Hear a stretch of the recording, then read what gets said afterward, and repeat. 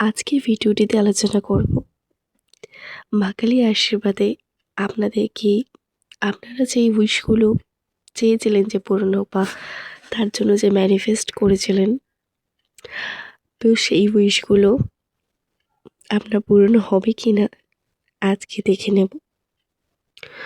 যারা ভিডিওটি অবধি পৌঁছেছেন তারা জেনে রাখবেন কোনো কোইন্সিডেন্স নয়, এটা ভিডিওটি আপনার জন্যই, তাই জন্য পৌঁছেছে। যদি মনে হচ্ছে যে আমার বলা কথাগুলো আপনার সাথে রেজোনেট করছে, অবশ্যই আপনি দেখবেন যেটুকু করছে সেটুকুই আপনি নেবেন, ঠিক আছে?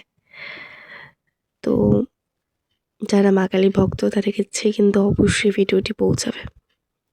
তো যাই হোক, এখন যারা ভিডিওটি দেখছেন না, তারা কিন্তু আপ টু জানুয়ারি কিন্তু চলে গেছে। তো জানুয়ারি অবধি কিন্তু অনেকটাই স্ট্রাগল করেছেন এবং ভাবছিলেন যে আপনারা যে উইশগুলো চেয়েছিলেন, হয়তো সেটা যে কোনো সময় আপনি হয়তো চেয়েছিলেন, ম্যানিফেস্ট করেছিলেন যে এটা যেন আপনার পূরণ হয়।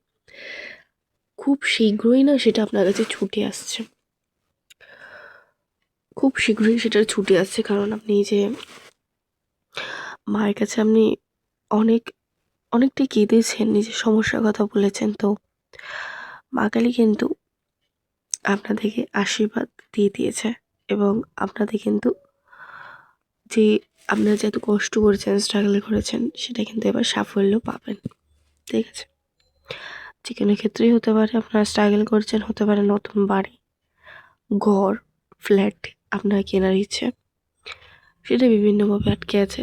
ম্যানিফেস্ট করেছেন কিন্তু হচ্ছিল না, কিন্তু এবার কিন্তু সেটা আপনার কাছে খুব শীঘ্রই ছুটে আসবে, সেটা না নিজেই আপনার কাছে আসবে, বুঝেছেন তো? আপনি যেটা চাইছেন সেটা নিজে থেকেই আসবে, কারণ মা কালী আপনার ধৈর্যের পরীক্ষা নিয়েছেন। ভগবান কিন্তু আমাদের ধৈর্য পরীক্ষা নেয়, ঠিক আছে? যে আমরা কতটা সহ্য করতে পারি, কিন্তু আপনি কিন্তু সেটাতে পাস হয়েছেন। আপনি কিন্তু সহ্যের পরীক্ষাতে ধৈর্য এবং আপনার সহ্য ক্ষমতা অনেকটা ছিল। আপনি কিন্তু লড়াই করেছেন, হেরে যাননি। এবং যেহেতু আপনি হেরে যাননি, তাই জন্য কিন্তু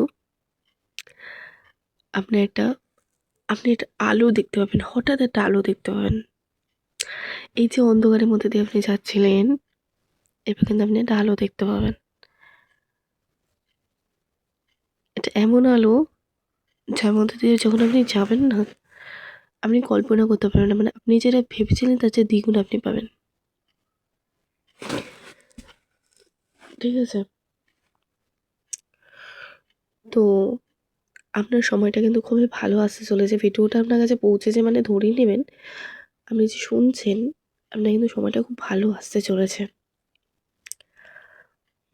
অনেক বাধা বিপত্তির মধ্যে দিয়ে আপনি গেছেন এবং এই বাধা বিপত্তিটা হয়েছে আপনার শত্রুদের কাছ থেকে, কারণ আপনার শত্রুরা আপনার ক্ষতি করার চেষ্টা করেছে। আম কিন্তু মা কালীর যেহেতু আশীর্বাদ সবার সবার যারা ভক্ত মা কালীর, এছাড়াও যারা মা কালীকে মন থেকে মানেন, তাদের উপর থাকে মা কালীর আশীর্বাদ, যার জন্য কোনো ক্ষতি হবে না, কোনো বড় বিপদ, কোনো ক্ষতি হবে না।